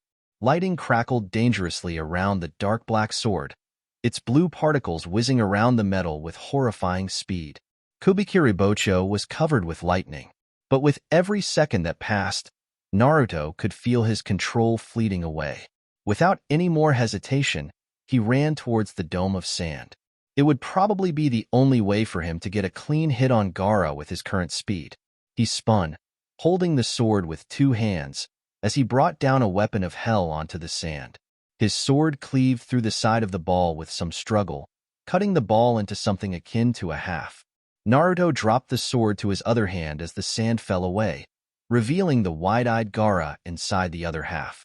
He dug one hand onto Gaara's collar, pulling him out of the safe hold. Gaara remained frozen as he was promptly dropped to the soil beneath him. "You've lost, Gaara," Naruto said coldly to the monster below him, keeping the tip of his sword to Gaara's forehead. The lightning was long gone, but the blade itself was more than enough to kill the boy below him. The look on Gaara's face was something he never thought he would see. Gone was the crazy, maniac look or the cold expression he usually had. Was that fear? That's when Naruto realized. The reason Gaara was feeling that way was because he simply never lost. The boy was so strong that he rarely even moved as he fought, having his sand do the work for him. Being on the opposing side was particularly new for him, and it only made sense that he would be afraid. "Leave our brother alone." Naruto moved his sword aside, reflecting the incoming shuriken with the flat side of the blade. "What?" Temari and Kankuro rushed into the fight as fast they could, forcing Naruto to run backwards towards Fu as several more projectiles came away. They looked furious for their brother, casting protective glances at him. Gaara looked at his siblings with a strange expression as he stood up. "You got lucky that he was outnumbered, or else you would have died in an instant," Kankuro shouted. "Now that it's an even dash, Naruto was about to say the boy didn't know math until Gaara interrupted. Let's leave, Kankuro. For once, Kankuro and Naruto had the same thoughts running through their heads. What the hell? Kankuro looked outraged. Gaara, I don't understand. Why would we leave after they just tried to kill you? I want to face them in the next exam, Gaara said simply. Naruto couldn't believe himself thinking that Gaara just became a better person. Wadaf. Don't question him, Kankuro, Temari said, looking confusedly at Gaara but also resolute towards Kankuro. We'll do what he wants. Kankuro scoffed, before nodding curtly. He glared at Naruto and Fu one more time before the trio left right after. Fu looked at Naruto. Should I chase and subdue them? Naruto chuckled. Not needed. A comfortable silence followed after, before Fu decided to break it with a question of her own. So what now? Naruto clapped his hands together. I'll regroup my teammates and enter one of the towers. Fu looked confused. But didn't you say you didn't have an Earth Scroll yet? Naruto smirked. Kuratsuchi laughed as Ibuki retold his heroic tales in his effort of getting the Heaven Scroll that he now held. Their third teammate, Saki, was nowhere to be found, but that didn't matter much. The girl in question could survive anything. Really? Get out the Earth Scroll, Kuratsuchi-san, Ibuki stated. We can probably hide it somewhere when we look for Saki. Kuratsuchi didn't really agree with the method, but complied anyway. She reached into her back pocket, the comforting feeling of the scroll filling her hands. It's right here, dash. What? The girl found herself looking at a plastic tube in her hands. It was shaped like a cylinder, mimicking the scroll that Ibuki held. That's not a scroll, Kuratsuchi-san, I dashed. Naruto. Dash. Naruto pulled out the Earth Scroll to the surprised Fu, winking as if he was telling her a deep secret. He felt only slightly guilty for replacing Kuratsuchi's scroll with a dummy one as she was unconscious. Only slightly. The second exam was officially over. Dash in. Yo.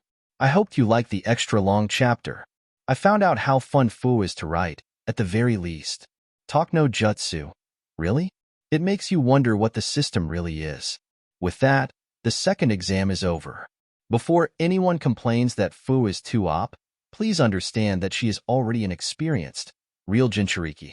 We don't really know how strong she was at this point in the anime, so I'm taking some liberty here. Naruto explained how he got the Earth Scroll to both his teammates, who were ecstatic as they saw the scroll, and their ticket out of the second exam. Sakura just cheered in place, whereas Sasuke had a smug smile on his face as they continued to walk. We just need to get into one of the main towers as quickly as possible.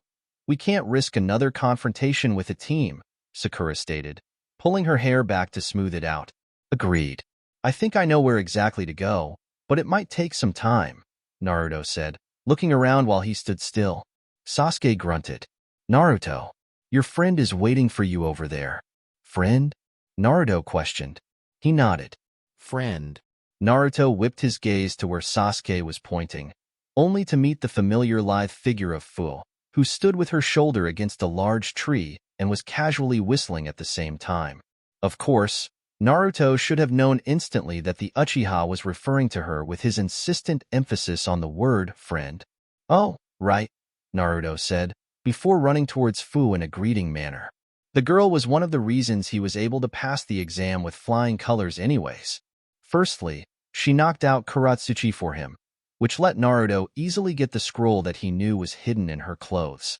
Second, Fu was pivotal in beating Gaara, considering Naruto was still not fast enough to dodge the sand at close range, unlike the friendly Jinchuriki. Yo, Fu.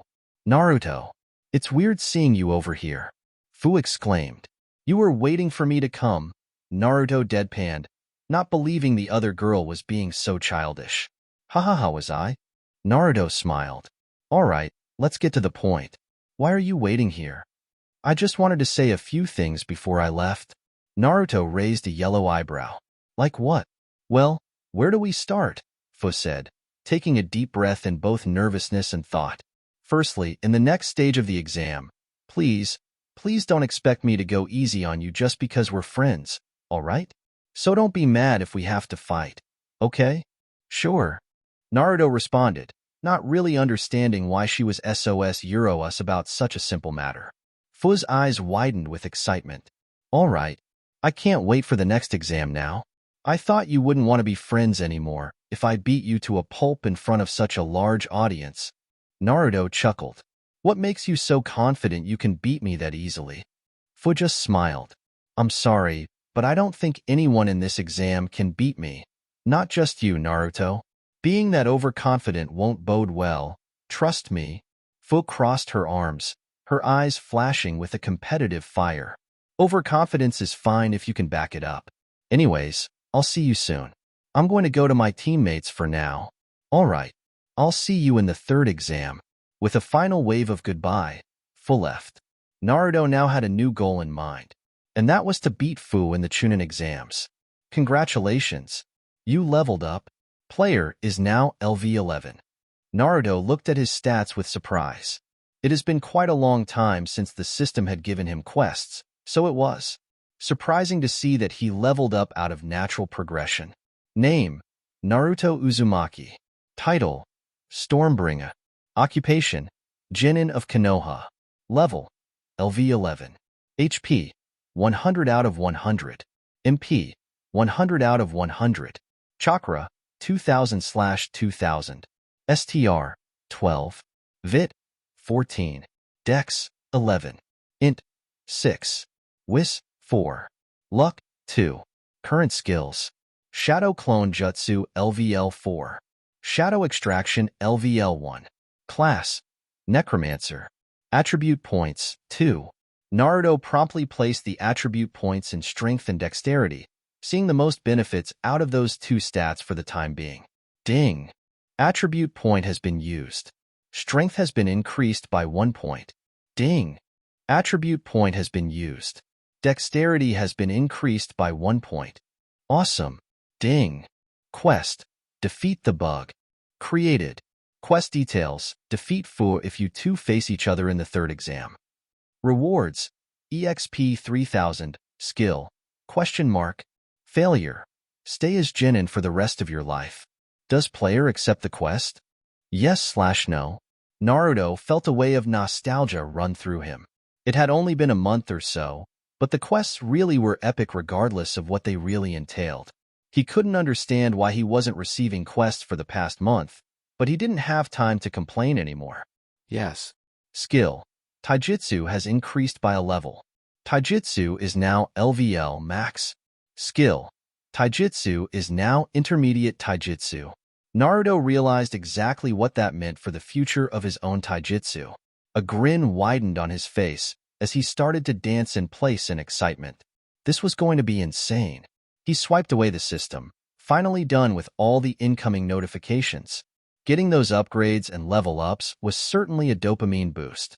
The moment of euphoria and happiness as you received buffs was unparalleled. He was practically addicted to the feeling by now. Ding! It wasn't over? Hidden quest: Encountering the Jinchuriki completed. Quest details: Meet and converse with the other 9 Jinchuriki spread around the elemental nations. 2/9 Jinchuriki found. Rewards: Skill Tree Point. EXP 1800. Naruto was oozing with excitement as he read through the message. It reminded him of the old days when the system practically handed him new features every day, until, of course, it stopped doing so once he reached the higher levels. A skill tree point most likely let him go up the skill tree where he got Iron Skin from, which made it a very useful skill reward. Naruto was initially shocked by the sight of the hidden quest. Just how much more was there to the system? Each time he thought that it reached the limit and there wouldn't be any more features, he was faced with another expansion to the whole. Not that he was complaining, of course. It also made Naruto want to meet the other Jinchuriki as fast as possible, which was probably not that possible considering just how spread apart most of the Jinchuriki were. Gaara was from the neighboring Suna, but Fu was from a very remote village compared to the rest. Naruto decided he would use the skill tree point later on. He needed to first get on with the exam. He tapped Sasuke and Sakura on the shoulders, before running forwards at a much higher speed. They reached the tower soon after, making sure to keep the scroll hidden as they did so. They finally reached the stone clearing that instructed them to open the scrolls, with Naruto and Sakura opening them at the same time. Imagine his surprise when Iruka showed up and congratulated them. The grin on Naruto's face was at an all-time bright as he saw Iruka's face filled with pride at the sight of his students. Iruka then led the trio to another large room, where other teams were gathered. Obviously, it seemed that not everyone had yet passed the exam. Naruto winced when he realized he may have dashed Kurotsuchi's hope of passing the exam by stealing her scroll. He shoved the thought away. They were shinobi, people expected to steal, murder, and cheat for any chance at success. The next few days at the tower passed by quite boringly. Kakashi pulled over a couple of times, congratulating them on passing so quickly. Other than that, he mostly kept to himself and continued to read the book in his hand. Sakura just remained silent for the most of the shaky, but Naruto could tell she was quite literally bored out of her mind. Sasuke just managed to spend his time doing light training exercises and different types of chakra control.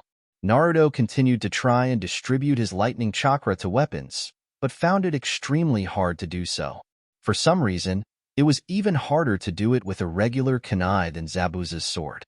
He wasn't exactly sure why, but the difference was evident. The lightning chakra over the kunai only stayed for a brief second before disappearing right after, bringing Naruto to a few conclusions that made sense. The most reasonable idea he could come up with was that Kubikiribocho was made of chakra-conductive metal.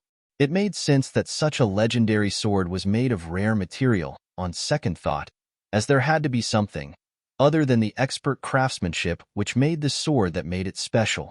So for the next few days, he practiced. And practiced.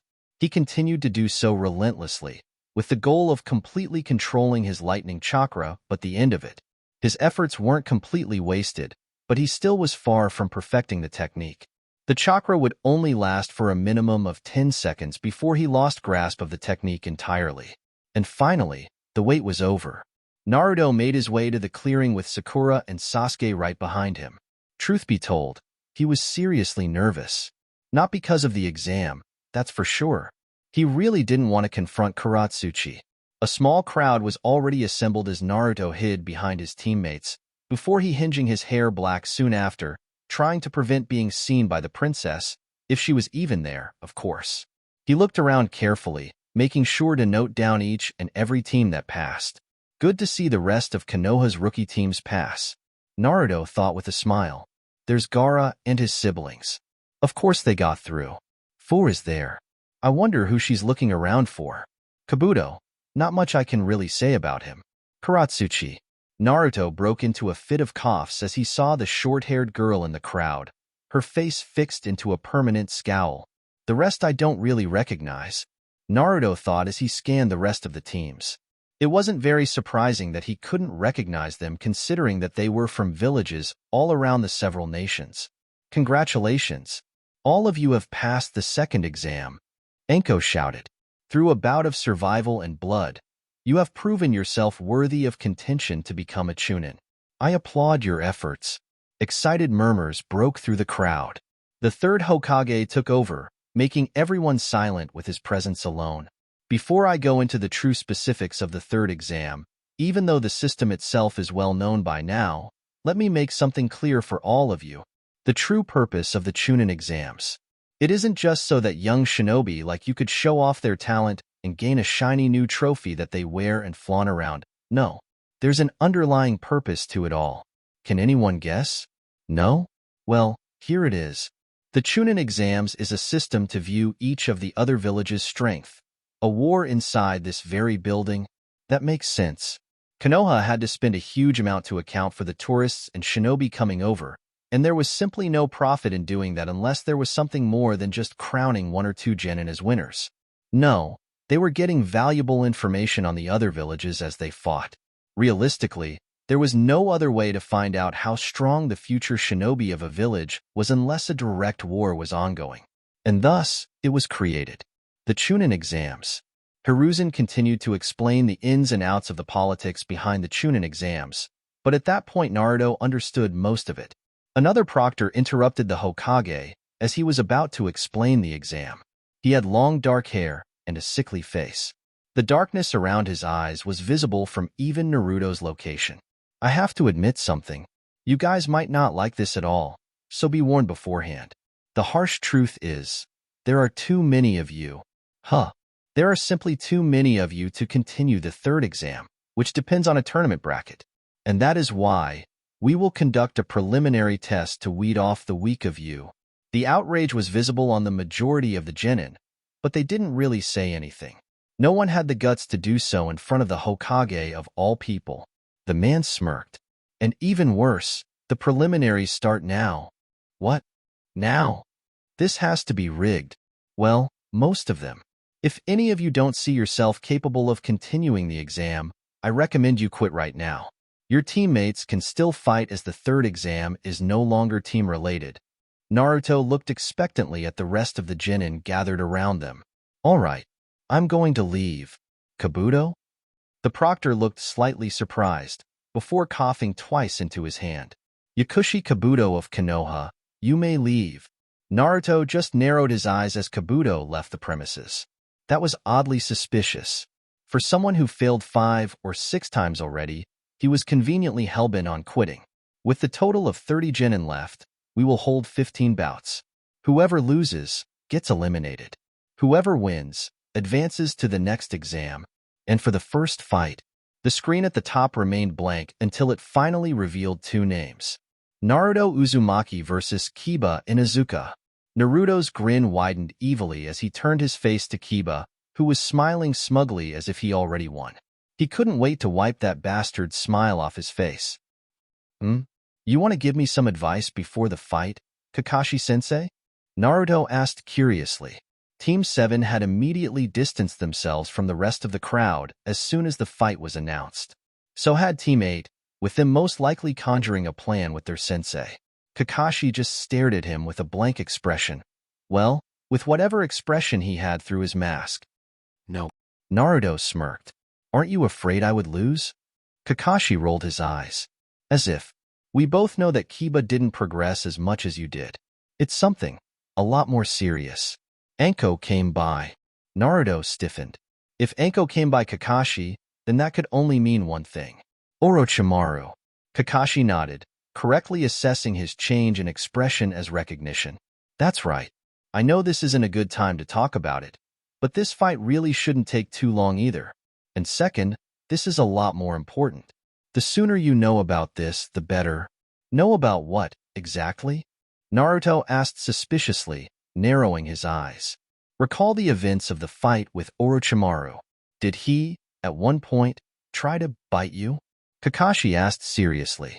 Naruto nodded. Yeah, he did. So what?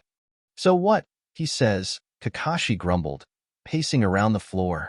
Well, at least you didn't get marked. Marked? Naruto repeated, not knowing what the jonin meant. Yes, marked.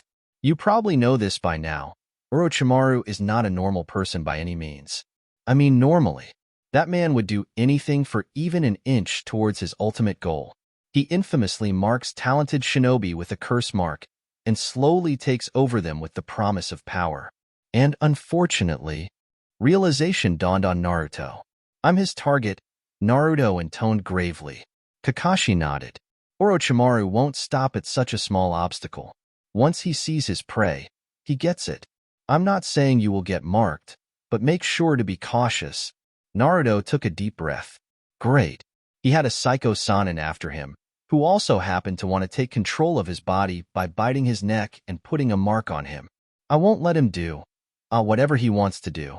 That crazy snake can go mark himself for all I care.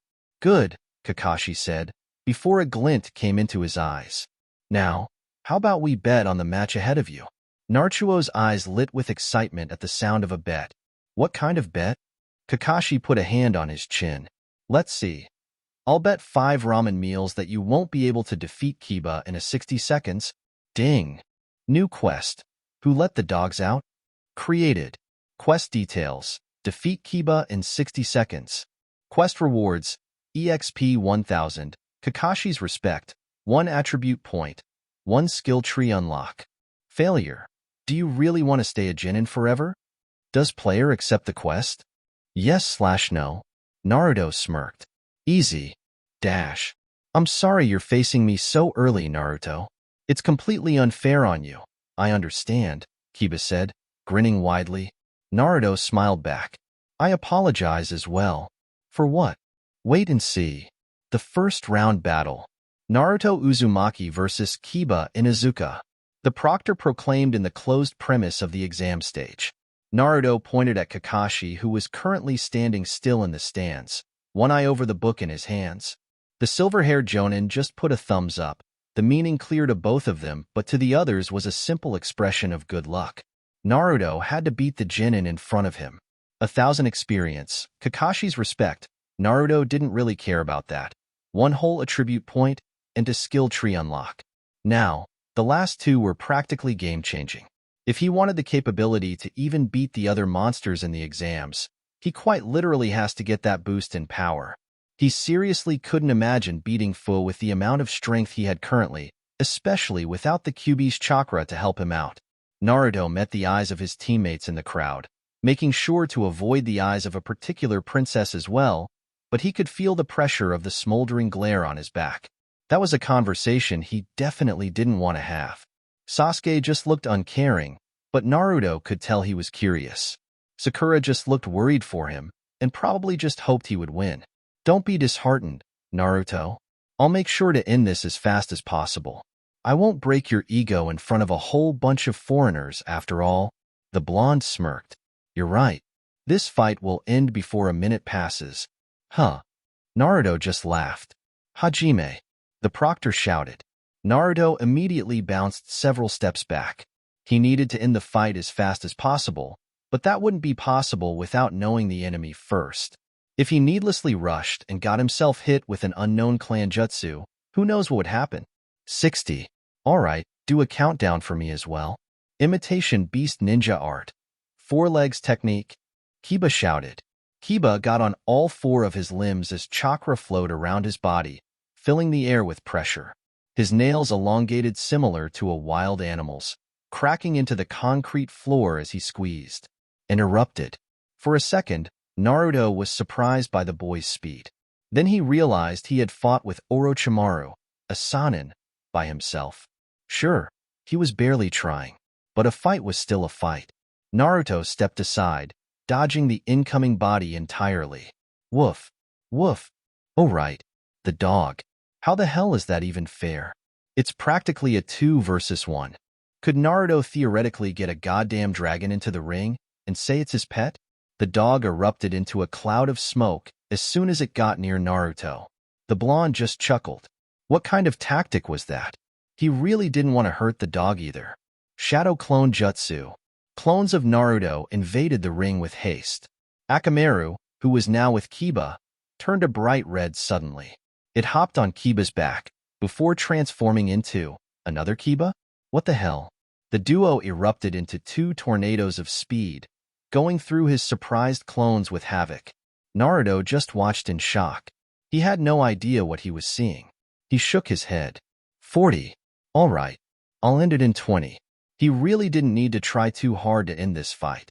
Naruto didn't move as the tornado before him descended upon him with frightening speed. It was a stupid, risky move. He could, by all rights, lose the fight right there. He wasn't sure just how strong the technique in front of him was, but he was sure he couldn't just sit there and take it head-on and not expect to get hurt. But he could if he did something very, very specific. Activate Iron Skin. Activating. Skill. Iron Skin, LVL1 activated. Usage takes 10 MP and lasts for 1 minute before a skill cooldown of 10 minutes applies. Naruto caught the hands of both Akamaru and Kiba, gasping at the sheer impact he felt on his hands. While his skin took the characteristics of iron, all the pressure from the incoming bird had to go somewhere. He tossed aside Akamaru like a toy and twisted Kiba's arm like it was rubber. The resounding scream was terrible to the ears. Naruto kicked him in the gut to make sure the boy wasn't screaming. The whiskered Genin glared down at him.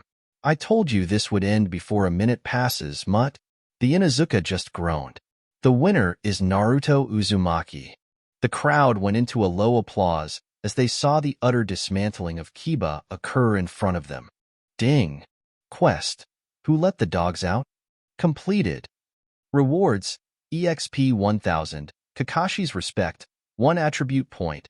1 skill tree unlock. Use the skill tree unlock. Ding. Skill tree unlock used. Choose between the two skills shown. Enhanced eyesight LVL1. Iron clones LVL1. N-.